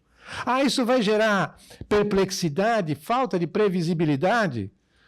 Aqui eu lembro de Adorim, né? De Adorim, que dizia: viver é perigoso, muito perigoso. Tá? Então é isso. Para mim, essa relação vai ser uma relação construída, não é uma relação pré-definida de peso A ou peso B. Olha, a Natália já me avisou aqui que a gente não tem mais tempo, né? Então a gente está encerrando esse nosso bate-papo daqui a pouco. Eu queria, talvez nessa minha última fala, então, chamar a atenção para o seguinte: eu acho que a inclusão do parágrafo 3º no artigo 145, eu estava dizendo antes, ela gera várias tensões, né? Ela gera, ou seja, a gente tem lá simplicidade, cooperação, transparência, justiça tributária e defesa do meio ambiente. Ela gera esse conjunto de tensões desses princípios agora explícitos com princípios implícitos. Ela gera tensões entre si, né? Ou seja, eu tenho vários princípios explícitos ali, aí a minha ideia de ônus argumentativo perde força, porque está ali, né? Então, se eu concedo um benefício importante para a proteção do meio ambiente, mas ele fere muito fortemente a capacidade contributiva, o que faz sentido, né? Acho que até falando aqui mesmo eu usei o exemplo, né, da isenção de IPVA para carro elétrico. Então, se o cara compra um Porsche elétrico de 1 milhão, ele tem 0,5% de IPVA, mas e a capacidade contributiva, ou seja, a justiça, né? Então, eu acho que ali você tem essas tensões dentro deles próprios. Você tem um conjunto de tensões que eu acho difícil de resolver também, que são eles com eles próprios, passado e presente, né? Porque ninguém duvida que já existia justiça tributária, mas agora eu tenho um princípio explícito da justiça tributária, né? É a mesma coisa, mudou, né? Então a gente tinha um direito fundamental ao meio ambiente no 225 e agora eu tenho um princípio tributário de defesa do meio ambiente. É a mesma coisa? Mudou? Então a gente tem essa... E eu tenho tensões desses princípios explícitos com outros valores constitucionais explícitos, né? Superação de desigualdade regional, superação de desigualdade de gênero, né? Eu tenho vários outros princípios explícitos, valores explícitos. E como é que eu converso, né? Então, eu acho que isso a gente vai ter que se debruçar, né, nos próximos anos sobre isso. O que eu queria deixar como talvez minha intervenção final eu tenho feito esse alerta, né? A teoria tributária, ela hoje, em grande medida, ela perdeu contato com os autores do direito tributário, né? Então, se a gente olha o direito tributário como doutrina, poder legislativo, poder executivo, né, administração tributária, judiciário, né, boa parte do que diz a doutrina, que a gente pode chamar de tradicional, perdeu a capacidade de dialogar com esses atores, né? Isso faz com que a gente tenha um cenário muito ruim, porque ela segue sendo a maior fonte da criação de expectativas, né? Porque ela gera expectativas na sociedade, ela gera expectativas no contribuinte, ela gera, né, um conjunto de expectativas que vem sendo constantemente frustradas pelo Poder Judiciário, principalmente, mas não só por ele, né? É difícil você dizer que qualquer um dos grandes atores do direito tributário, institucionais, estão presos a essa visão de mundo que a doutrina da década de 60, 70 legou para nós, né? E quando a gente fala em reforma tributária, eu acho que aqui a gente vai ter que ter muito cuidado, porque essa doutrina ela percebe que está perdendo espaço, ela percebe que ela está perdendo capacidade de influência, né? E ela luta, ao invés de tentar entender como que ela contribui para o presente, ela luta para que o presente siga preso no passado. Quando a gente fala em reforma tributária, são várias as vozes hoje já dizendo: não, mas a reforma mudou a Constituição segue a mesma, né? A emenda constitucional 132 não alterou nada. A gente tem que interpretar a Constituição como a gente sempre foi, que é a partir da emenda constitucional 18 de 65, como um instrumento de segurança unidimensional do contribuinte, né? Então, isso é muito perigoso, porque a gente eu digo, né, todos os atores do direito tributário vão ser soterrados de manifestações que tentam interpretar o novo pelo velho, né? Pouco tempo atrás eu estava aqui participando de um evento e aí se discutia conceito de serviço, né, a Constituição diz lá agora no parágrafo 8º do artigo 156A, né, que a lei, o que não for bem, a lei complementar pode dizer que é serviço, e de repente se diz, não, mas isso talvez seja inconstitucional, porque só quem tem união, quem tem competência residual é a União, isso gera uma competência residual. Eu falei, mas como? Pelo amor de Deus. Né? Todo o debate que se começou a ter sobre responsabilidade tributária no IBS, na CBS, o raio do legislador constituinte derivado incluiu um parágrafo na Constituição de sujeição passiva, no parágrafo 3º do 156A, para o sujeito dizer que a Lei Complementar 214 tem que ser interpretada a partir do CTN, porque o CTN é a Lei de Normas Gerais, ou seja, é querer prender o legislador da década de 20 do século XXI ao que disse o legislador da década de 60. Né? E já participei de mesas, por exemplo, em São Paulo, que todo mundo na mesa concordava. Então, assim, não é porque isso seria, se fosse um devaneio isolado, uma coisa assim que alguém diz sem pensar bem, não. Professores importantes participando de eventos relevantes, sim, que você sai daquilo ali como conclusão definitiva. Né? Aí eu fico olhando e falo, mas onde que... Aí esse pessoal vende isso para o contribuinte e começa a esperar isso. Ah, não, tem essa regra de responsabilidade, mas não preocupa, porque ela é inconstitucional.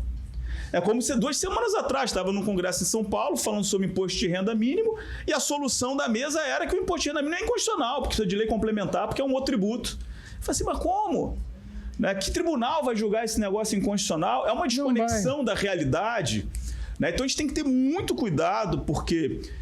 existe toda uma construção que hoje perdeu o contato com as instituições, ela perdeu a capacidade de influência, ela está desconectada da Constituição de 88, ela está desconectada ainda mais da Emenda Constitucional 132, mas ela segue brigando para convencer a todo mundo que a gente tem que seguir observando a Emenda Constitucional 18 de 65 como... Né, horizonte de valores e princípios. Então, se eu puder deixar aqui uma fala final, é isso. Cuidado com o que nós vamos ouvir sobre interpretação da reforma tributária. 2 coisas muito rápidas. Para terminar também, já infelizmente temos tempo. Não temos, né? Está terminando? Tá bom. Eu sou de uma família, acima de mim, eu sou o caçula, acima de mim tem o Leonardo, que foi professor aqui da UERJ, da Universidade Federal e tal, da banca da PGE, enfim. O meu irmão um pouco mais acima, o Vicente, o professor da São Francisco, aposentado. Tá? E o Vicente, um dia, ele é muito sutil, um dia chegou para mim e falou, Marco, vocês tributaristas... parecem professores de direito inconstitucional. Isso me calou fundo, porque às vezes a gente ensina mais do que não pode fazer, ou que a gente acha que não pode fazer, do que realmente pode fazer. Nesse ponto, os princípios são muito mais coisas que a gente pode fazer, que a gente pode caminhar, tá? Do que não. Então vamos mais pelo sim do que pelo não. Tá? Se temos uma estrada para caminhar, tá? Que nós caminhemos respeitando os limites de velocidade, o que não pode ser feito respeitando as regras de convívio. Tá? Então, eu fico muito feliz de ter tido essa oportunidade de conversar com vocês sobre isso. Gostaria de ter mais tempo. Bom, encerrando aqui a mesa, como eu falei, eu não sou nem presidente, sou tiete, tomei várias notas aqui e peço para as pessoas não se dispersem, que na próxima mesa a gente tá excepcional, assim, professor Renato Best, professora desembargadora Flávia, a Andréia lá da Petrobras, minha amiga maravilhosa, e o Ricardo presidindo. Não saiam, por favor, tá? Vamos sem intervalo, bora.